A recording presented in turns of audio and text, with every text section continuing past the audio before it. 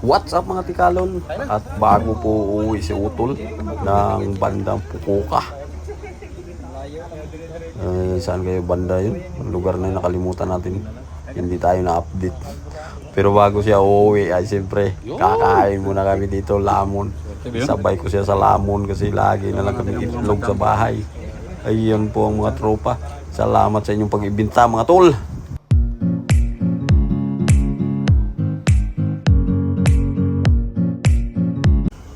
Pero bago yan, huwag kalimutang mag-like at nakalamo na nga dito si Kayla.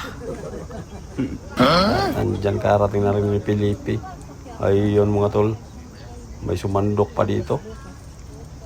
Si paring Eric pala ito.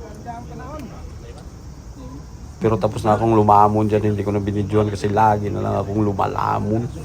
Nagsawa na sila sa panood sa lumalamon. Si paring Aling Tawong at si Daboy. Iyan na si paring Eric. At ang kanyang misis, si Madam. Grabe. Kain, happy birthday. Laki ng bumanganan sa Makin TV. Ayan guys, salamat sa inyong pagtambay-tambay dito. Uminom ng tubig si Dandre. At nakahabol naman itong Batangginyong ere. Ala, ay talagang pagkahusay naman ito. Eh, nakahabol pa eh. Ay, may dala pa atang kalapate eh. Kalinamnam ng kinakain eh. Ramdam niyang ikay nasa Skytre eh. Pero tuloy pa rin ang inuman namin dito mga tol. At yun nga, dumating si Kabatang habang may lumulutang na basura dun. Nilipad ata ng hangin.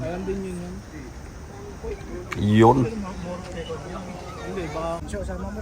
Tuloy-tuloy lang hanggang dumating na naman din si Papa Emil at may dala din siyang bit-bit na kakaibang inumin. Medyo parami na kami dyan ng medyo hapon na rin at dumating na si Dinis. Ayan, parang tumatakbo ang senador. Lahat inaapiran ni Dinis Boy Boaraw.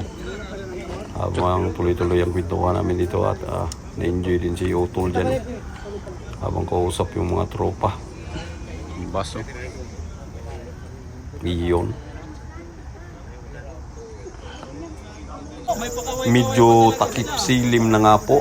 Hindi, pag mga hapon At may nagbanking dito na umiikot po na baruto.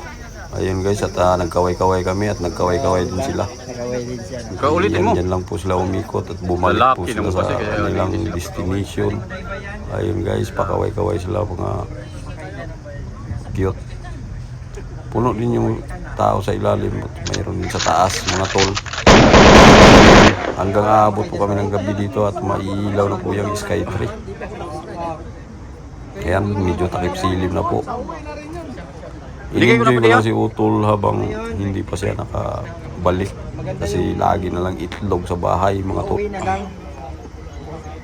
Medyo naboring na po siya sa kain ng itlog kaya pinakain ko dito na sa tropa. Napakasarap ng mga pagkain at ito na nga medyo madilim na nga ng tuluyan. Gabi na nga at si Papa Daniel at si Felipe. Iyon, tingnan nyo naman si Kayla yan. Iyon, tingnan nyo naman ang Skytree mga tol. Napakaganda ng mga colors. At may purple po din yan mamaya. Palit-palit pa iba-iba yung mga kulay nila kaya natutuwa dyan si Utol. Sabi niya, oh my god, oh my god, Oh my God. sabi niyo Utol, puro kahoy lang daw sa kabundok yung nakikita niyo sa lugar nila. Dito may mga naglalakad pa, naglalakad, may mga ilaw pa.